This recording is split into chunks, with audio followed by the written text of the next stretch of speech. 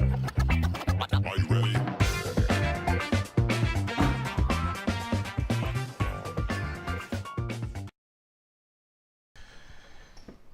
Can someone just explain to me why did they get rid of Vertigo? Okay, I get the idea of, is it a branding thing? Is it like, no, we can't have Vertigo and Black Label and everything. Let's just make it all DC. There's no confusion that Vertigo's some other company, but no, it's actually us. And we'll just have mature stories on Black Label. We'll have Batman, Black Label version or whatever. You know, this idea of adultifying or maturing superheroes, for one, is lame. And yeah, you gotta give it up to, you gotta blame Alan Moore, I guess, a little bit. Although he was doing it in a very different way. But then the fact that they get rid of this imprint, which to me is so powerful. All the great stuff was Vertigo. Yeah, dude. And all the stuff before, like Sandman turned into Vertigo. Transmet, Preacher. I mean, just like hit. Why the Last Man, 100 Bullets. I mean, all these big hitters were Vertigo. Hellblazer, like all this stuff. Here's another Vertigo title. FBP, Federal Bureau of Physics. This is issue 8 from 2014. This is really good. Again, another one of my quarter bins. I just grabbed some comics, I read it. But after reading this, thinking, man, why did they get rid of Vertigo? There's just something cool about that, man. There's just something really freaking cool about that. And maybe it's me being nostalgic. Maybe it's, I don't know. Maybe I'm being silly. Maybe it doesn't really matter. As long as the stories can come out, who cares what they freaking put a label on? But I, for one, would buy a Vertigo sweatshirt for $60 because I really loved what Vertigo stood for.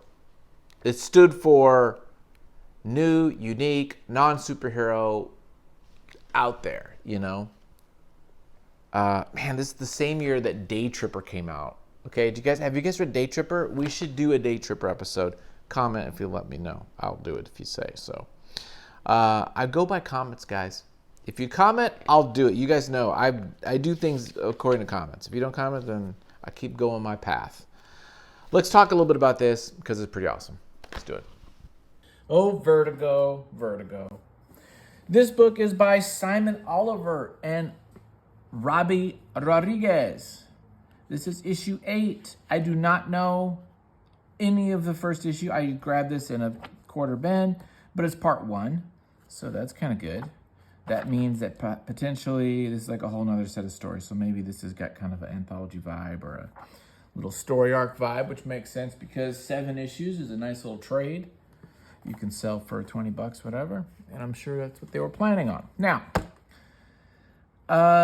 just overview. This is a story about kind of an X-Files type of organization that's uncovering mysteries and anomalies.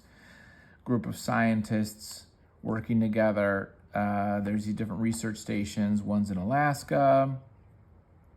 Getting these kind of high-powered brainiacs, which of course some sort of a character quirks together and see what happens. So the mystery here is they're touring this new facility in Alaska. I guess there's a character here that used to be a man that got a sex change recently. So there's some kind of, that kind of current events type of injection in the story. It's fine. We've got these two characters that are kind of coming together for the first time. They're two scientists or at least part of this organization. And they get together. They have a little madcap adventure at a bar. And they work it out. Of course, there's some fun action. And did they make out at the end? There's some sort of romance here. What happens at the end? Oh, no. What happens is at the end we find out that this couple, who are not really, it's a couple, but they're becoming kind of close, that they're actually in some sort of Matrix thing where they are it's all in their head, that their bodies are in some sort of a back to tank a la Luke Skywalker, and their minds are working elsewhere. So that's like, there you go. That's it in a nutshell. I'll say a couple things. One is, I dig the art a lot. This is the kind of comic that is done completely digital, and I don't mind, okay? I don't mind that it's digital. It's totally, I mean, clearly it's digital. It's pretty easy to tell. And I don't mind that the pencils and the inks and everything is all done computers, because you know what, darn it? It's the current situation. So what are you gonna do? And it makes things quicker and it's easy. So why not? Oh, I do notice there, look at that. Didn't cut that off. A little lazy, it's okay. Now here, I would say, yeah, okay, that was on purpose because the borders are out of sync. But here, clearly with the black panel border, this is wrong. And even this boxes are wrong too. See, when I worked for Howard Chaykin, he would bust my chops on that. See how this box is slightly, ever so slightly higher than this one. And I can tell, because guess what? That's a mistake. That's a mistake by the artist. And this here too, you have your, digital duo shade is sticking out. So, boom, error. That's okay though. I like the art. I like the characters. He has a weird way of drawing noses though. He does this big like boxer nose. But other than that, I think it's pretty great. I like the character design. I like the fun art. The coloring, you guys know I like flat colors, so the coloring's great. This is all, I really like the palette used with these kind of warm burgundies and browns for the bar scene. And then we got kind of a cooler metallic green, for the cold environs of the research center. This is a kind of a fun scene too, the bar where they're hustling these guys for a game of pool.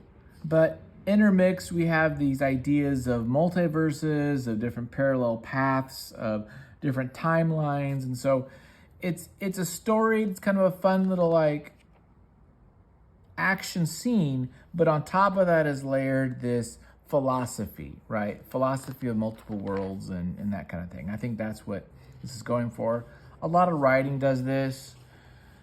It's kind of what you do. You have something going on, and then you have something on top of it, which is adding to character or development of the story. So we know that something's happening, and she actually is a really good pool player because, see, that nose just looks so weird.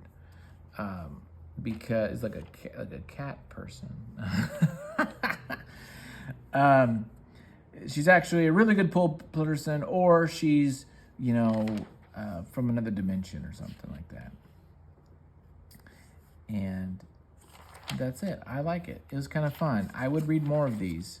I don't know if I would buy the trade, but if I saw a bunch of these at the quarter bin, I would buy the whole series and I would read it because I thought it was good. I think Simon Oliver does what artists or writers should do. Robbie Rodriguez did a great job. Who did the coloring? I want to give a shout out to the colorist because I color comics too. So you gotta. Colors by Rico Renzi. Rico Renzi did the colors, and Steve Wands did the lettering, which was fine. So there you go. That's my review, 5-minute review. Thanks for watching. Have a good one. We're doing more and more. Next video is gonna be Crime Freeman, a little erotica hentai type of thing. So stay tuned for that.